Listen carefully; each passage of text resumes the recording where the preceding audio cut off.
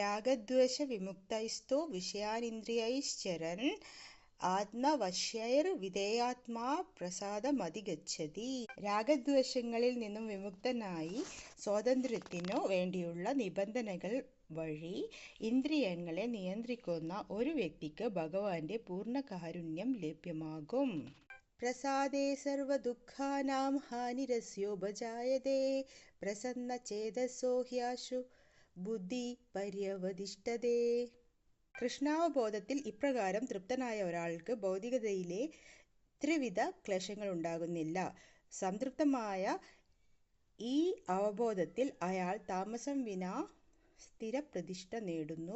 നാസ്തി ബുദ്ധിരയുക്തസ്യ ന ചായുക്തസ്യ ഭാവനാ ന ചാഭാവയത ശാന്തിരശാന്തസ്യ ക്ഷുധാ സുഖം. പരമപുരുഷനുമായി അഥവാ കൃഷ്ണാവബോധത്തിൽ ബന്ധപ്പെടാത്തവന് ദിവ്യബുദ്ധിയോ ഉറച്ച മനസ്സോ ലഭിക്കില്ല. അതില്ലാതെ സമാധാനം കൈവരിക്കാൻ സാധ്യമല്ല. സമാധാനമില്ലെങ്കിൽ സുഖമെവിടെ?